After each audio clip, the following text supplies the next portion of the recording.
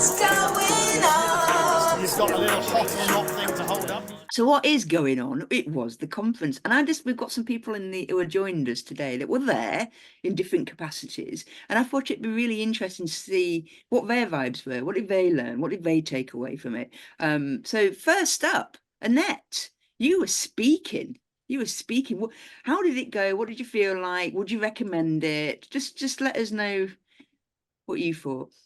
Yes, so when you first asked me, like, I can't remember, a year ago, I was like, yeah, that sounds great. And as it got closer, I was like, no, what have I done? But I actually got up there and it was really good. I really enjoyed it. I did have a small audience, but the audience I had were really engaged, asked great questions. And I found that since then, I've had people reaching out to me on LinkedIn and asking further questions, saying what a great session it was. And for me, it's been a real confidence booster because, bit like bit like Eileen and John said, I really suffer with imposter syndrome. So I was there going, why does anyone want to listen to me? What am I going to tell them that's any different from what they do? So yeah, absolutely great. And I think other people should get up there and just talk about it. Give it a go because you certainly learn. Yeah, I mean, one of the things we try to do here is want to give people a platform to share the story. We're really interested in the story. Let's face it, with the PMO audience, they want to know like into the nitty-gritty and all that kind of stuff. So we're not looking for the keynote kind of presentation. We do want the detail. And what we've said to many people, if you're feeling like you've got something and you're not quite sure, you could even do something like this setup what we've got now, which is, you know, an hour session virtually. It doesn't have to be about getting up on the stage. But we do want to hear people's stories because I think I'd said it, I think I've said it a lot, is that I think a lot of the answers for PMO are not in the textbook. They're in the heads of people that have been there before and done it. And that's what we've got to try and extract because we know it's in there. And that's a prime example and of Annette getting up there. What was the subject about, Annette? Do you want to tell people what it was about? Oh, yeah, sorry, I didn't do that. So it was vision to value. It was adding value to, for me, I've got three different types of PMO because I work in a consultancy business, large consultancy. So we have our internal ops and PMO, then we have a client PMO, so client facing, and then we actually go out into the client and deliver PMO as well. And I have all three of those teams that I look after. But just a team of 18 people. So doing that with just 18 people into the government sector. Right. Yeah, so. Yeah. Can I just say, Annette, on that photograph, it looks as though you very nicely dyed your hair orange to be. I did, yeah. I wanted to fit in, but it's kind of the colour's gone a bit now. So yeah, I wanted to fit in with you.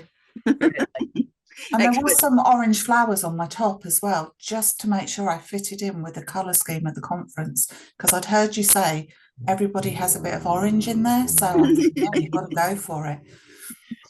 Excellent. It's not a stipulation, by the way, but no, we really do appreciate it. We try to do it. Unfortunately, we didn't think too difficult, about thinking about the branding when we were rebranding and stuff, and went for orange rather than red, not realizing that if I'm going to wear an orange top, it looks like I work for EasyJet. But hey ho. Well, we just know you're easy, Lindsay. That's why. So easy. And the counter to that, I mean, obviously, at Hot PMO, we have got red, and where I find the challenge is anything involving highlight reports and RAG. Our brand is entirely red, so then I have that sort of challenge in reports and updates on things all the time. So that's the opposite view of having of the problems with having red. I find it really interesting, the whole brand thing, because I really love hearing about organizations, PMOs that I've got a brand.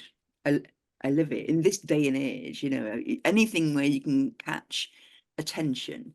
You've got to have substance. We know that, obviously, but it is an interesting question about, does your PMO have a brand? We've seen presentations over the years where they definitely have, you know, like a color scheme, or they've got a certain font, or, you know what I mean? I just find it really interesting, that attention to detail.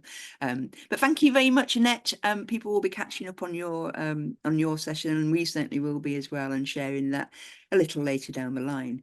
One of the things that we always do as well at the conference is try and get some people actually emceeing. What does that really mean when you're a room MC? Well, Aaron stepped up to the plate this year. Aaron, you tried it out for the first time. What did you think? Was it a good way to get involved in a conference, do you think? Would you recommend it? Let me first say that you missed the back of my head where my hair is also orange. But no, I mean, listen, I had an absolute blast. It was the first conference for me. Lindsay, you kindly gave me an opportunity to get involved straight off the bat, and I grabbed it with both hands. So a fantastic event. There are two things that really stood out for me. There was one in terms of how it was organized, and then there was one about how it just naturally ran on the day. And you've kind of covered it already with Mary Beth's opening and Kate's closing. I felt that was a really nice personal wrap to the event, when everything else about the day is about us being outwardly focused to our businesses, to our customers, on the roles that we perform and the services that we provide to others all day long. And the breakout sessions quite rightly had a focus on those things. But I felt that the opening for Mary Beth about this is where you could go as an individual, and then Kate's closing about there's nothing stopping you, you can absolutely get there, you're absolutely good enough. I felt that was a really nice kind of personal wrapper to the whole day, and it kind of made the whole thing about us as well as as well as customers we serve. So that was a really great highlight for me. And then the second thing that I noticed just during the day is, great speakers, great delegates, and there was a real genuine feel of everyone supporting everyone else who was there.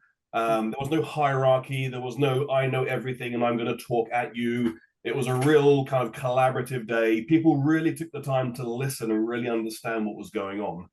And an absolute blast running the breakout room. And I noticed that we finished the sessions largely on time, but every time there was a queue of people who had questions for the speakers, and the speakers, to their credit, answered every single question. And in fact, some of the speakers who had said to me previously that they'll need to rush off after their session, actually saw them hanging around for later sessions because they wanted to listen to other people speaking, because of the level of engagement and the amount of energy that we had in the room. Yeah. So fantastic event, a great personal touch, a great lineup, a real genuine feel of supporting our own. And it was nice to bring a bit of fun to the breakout room and have some laughs with the audience as well. So yeah, thank you for making me feel so welcome, and love to do it again in the future. Yeah, brilliant. And we're certainly going to be taking you up on that, because I think I think PMO people make great hosts, to be fair, and the amount of attention to detail and stuff in terms of making speakers feel like that you've got their back and all of that kind of stuff. It's you did a great job. Thank you very much, and hopefully we'll see you in Edinburgh. But if anybody else is interested in, it's a really nice way to experience the conference, and perhaps have a think about it, because we'll certainly be looking for people for the next conferences. So thank you very much, Aaron. That's fantastic. Each year we also have reporters. Again, different skills, different people that might be good for this. And Monie not only was reporting, but she also got up on stage as well. Good for you, Monie. Talented. It was nothing short of exhilarating. Without thinking about it, I saw the relevant topic. I'm like, okay, I'm going to share my experience, because it's been a good experience going through this journey. And I hope we get out of it, really positive and having good news. But as far as the PMO conference is concerned, I had a chance to attend the two days. We were 2 last year. This year we were 3, and I'm really hoping that we are going to be 3 again in the Edinburgh conference. So that's good. PMO conference takes us out of our comfort zones. 3 takeaways that I have: we were not know-it-alls. We were learn-it-alls during this conference. It gave us a chance to network with our kindred souls or kindred spirits from the PMO. And of course, there was good food, good conversation, and good goodies. Specifically for me, this conference was relevant because I attended the session specifically, and I'm reporting on AI, PMO and AI, Microsoft Copilot, and then attending Annette's session. Very insightful. And the main takeaway or action item that I have is, how do I get the balance between the human skills that we have in PMO and the technology that is not emerging, it's already there and is taking us by storm through our work. So a lot of action items for me. I am sharing it with the rest of my PMO and the project managers later in July. So hopefully we will encourage more participation next year. Yeah. And really glad to be there. And the other job as well that you had is that you put yourself forward as a PMO conference reporter, and essentially what that is that people you choose the sessions that you want to listen to, and then all we want is your insights written up afterwards, so we can then share them with the wider community. So again, we're not looking for people that are experienced writers. We just want people to write from the heart, really. Yeah, So definitely. So and I have that due coming soon, Lindsay. So it'll be there. Yeah, absolutely. And we're looking forward to it again. You know, Monie is asked if she could speak at Edinburgh. So, you know, we'll be hearing all about their story in Edinburgh. So yeah, thank you very much for taking part and yeah, getting up there and trying it. And then finally, from the perspective, I don't think many people realise that we have a big exhibition. You know, obviously there's tool providers, trainers and all that kind of stuff. I don't think many people realise that we have it not only to be useful for people looking for, you know, products or services or whatever, it actually allows us to put the conference on and keep the price at something that is, you know, is reasonable. Essentially, these guys are pretty much paying for the space and all the rest of it. And these are the exhibitors. And John, you were there as an exhibitor. I'd be really interested. What kind of stuff were people asking about? What's on their minds? I mean, we love being exhibiting at the at your conference. It's fabulous. We go to other conferences as well, but this one's the one that really connects us directly with sort of heads of and directors of the PMO space, which is exactly the people we love talking to. So conversations that I was sort of picking up from people this year, there were lots of very small PMOs this year. So lots of sort of the PMOs of one around, and lots of people who just sort of, I think those kind of people the conference is really important for, because they sort of they get oxygen from it. You're in an organization, you feel like you're the only PMO person. You're trying to be that governance and having that sort of governance sort of face off to the project managers, whilst at the same time helping them. And it's kind of exhausting playing both sides all the time. And then you come to a conference like yours and everybody there gets it. Everyone understands what PMO is about, what it's like day to day, and as you said, not just the people that are sort of you're having coffee and snacks with, but the people on stage, the people running the room. Everybody understands it, and you see people certainly by lunchtime. People are sort of really sort of energized, excited, and sort of breathing that in.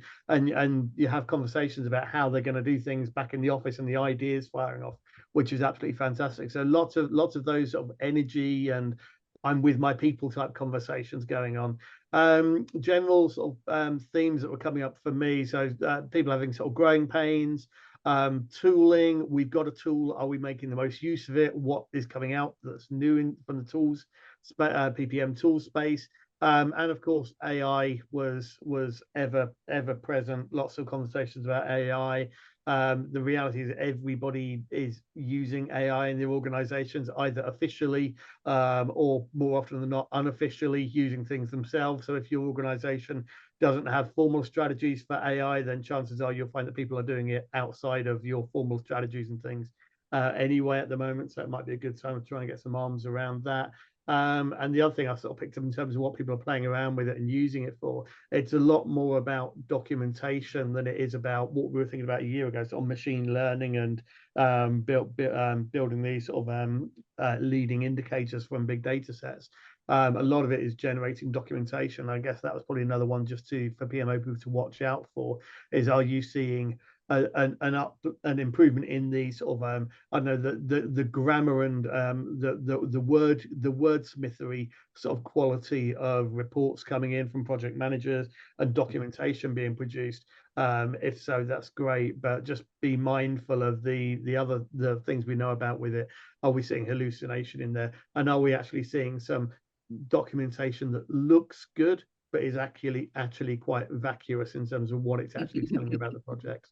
Just a few things sort of that were coming up and springing out for me at the conference.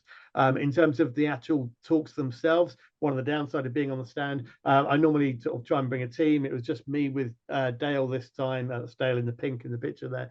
Dale went to all the sessions. I was mostly staying with the stand. So I am waiting for the videos to land on the House of PMO website, so I can actually go back through those now and find out what I missed. But the Mary Beth one, everyone said that was fantastic. So the moment that drops on your website, I'm going to be all over that. Okay, brilliant. Okay, so that's just getting some insights from other people. And honestly, I've not asked them to say how amazing this conference is, by the way. Okay, so this is not what that was about. They've just chosen what they wanted to talk about. Okay, but we do really appreciate it. Thank you very much.